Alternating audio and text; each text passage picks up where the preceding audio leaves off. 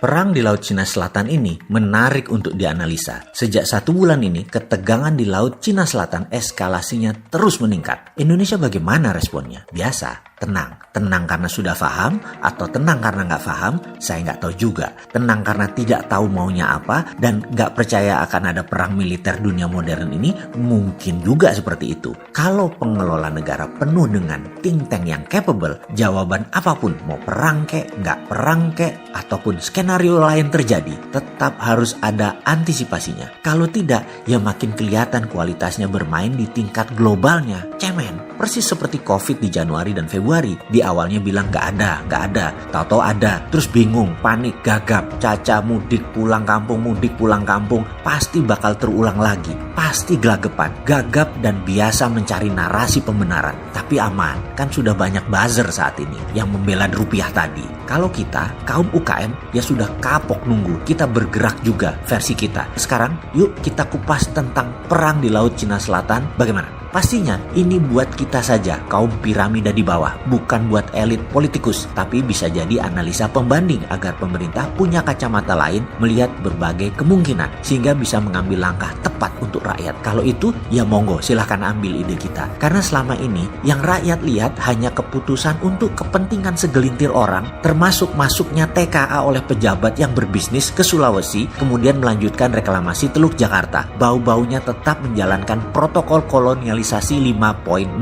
yang Tiongkok lakukan yang didukung oleh pejabat teras. Rakyat sih nggak bodoh-bodoh amat untuk tidak paham bahwa itu untuk kepentingan oligarki keputusannya. Fahamlah rakyat, hanya banyak yang memilih diam dulu, seperti belajar mancing yang dibayari oleh kartu prakerja. Kalau mancing sudah kemakan ikannya, jangan langsung digedet, ditarik, biarkan sampai nyangkut, baru digedet dengan tarikan kejut. Pasti kena tuh ikan. Begitu kan? Begini melihatnya kalau kita paham geopolitik luar negeri. Perang itu awalnya kita cari bolo, kita cari teman. Sebelum perang ya, kita cari bolo. Ingat kan ya, dalam perang Baratayuda, sebelum pecah perang, Pandawa mencari dulu mana teman, mana lawan. Mereka bertanya dan mencari fakta. Itu kerajaan Jenggala ikut siapa ya? Ikut kita atau temannya Kurawa? Itu kerajaan Cedi ikut siapa ya? Ikut kita atau berpihak ke Kurawa? Amerika dan Cina juga sama. Vietnam ikut siapa ya? Filipina ikut siapa ya? Thailand ikut siapa ya? Indonesia ikut siapa ya? Pokoknya kalau jawaban netral artinya ikut lawannya. Misalnya Cina tanya Singapura, kamu ikut mana? Maka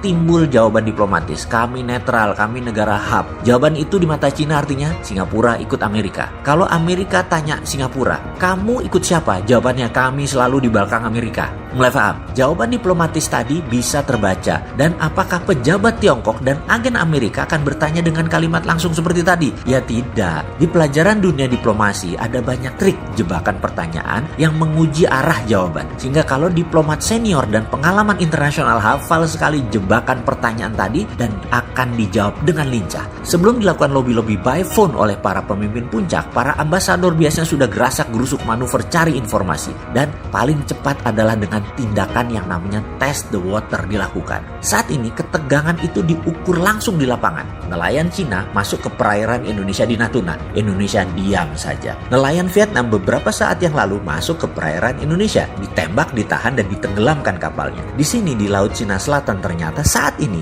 Indonesia dan Vietnam sedang ada pembicaraan diplomasi dalam hal ada konflik kecil. Bagi mata pengamat intelijen pertahanan internasional, ini menunjukkan apa? Ini menunjukkan Amerika lagi test the water melalui proksinya Vietnam. Indonesia miring kemana? Terlihat Indonesia merespon Vietnam tapi tidak merespon Cina. Satu aja ya, kita lanjut. Tes kedua dilakukan. Delegasi Amerika ke Indonesia 28 April meminta tempat pangkalan militer di Selat Malaka. Dan delegasi Cina datang 1 Mei ke Indonesia meminta jangan kasih Amerika untuk mangkal di Selat Malaka. Sementara Tiongkok, Selat Malaka sudah punya port Kelang, wilayah hub armadanya perdagangan Tiongkok.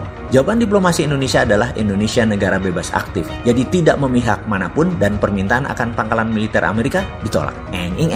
Genderang perang berbunyi. Kebaca kemana kecenderungan diplomasi Indonesia. Wilayah mana yang diminta Amerika? Choke Point Selat Malaka. Choking Point adalah wilayah selat terpendek yang bisa membuat nyekek orang. Ini sebenarnya istilah bajak laut. Para pirate melakukan melakukan serangan terhadap kapal niaga biasanya di wilayah choking point ini. Di Eropa dulu banyak sekali wilayah choking point ini, dan ketika abad pertengahan dulu, zaman masih brutal, wilayah Amerika Selatan juga banyak tempat seperti ini. Kemudian di wilayah Amerika Selatan seperti di Karibia dan di Afrika, dan ada banyak tempat seperti ini. Salah satu yang paling legend adalah Selat Malaka di zaman Sriwijaya. Di zaman Raja Prameswara, di zaman Hang Nadim, di zaman Hang Tuah, terkendali celah terkecil tersebut yang lewat bayar pajak atau upeti. Karena itu, Sriwijaya dikenal dengan kehebatan maritimnya karena menjaga Selat Malaka di celah tersempit.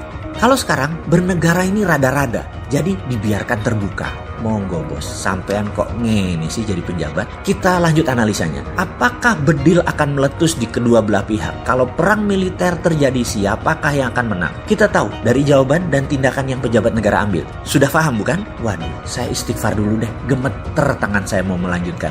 Semua ini membuat saya jadi kepikiran. Politik luar negeri Indonesia saat ini menggantungkan hidupnya pada Cina. Mudah-mudahan Tiongkok menang melawan Amerika. Itulah harapan pemerintah saat ini. Di sisi lain, punya pendapat, kalau Tiongkok kalah, maka inilah awal malapetaka bagi bangsa Indonesia. Ya jangan begitulah ngelola negara.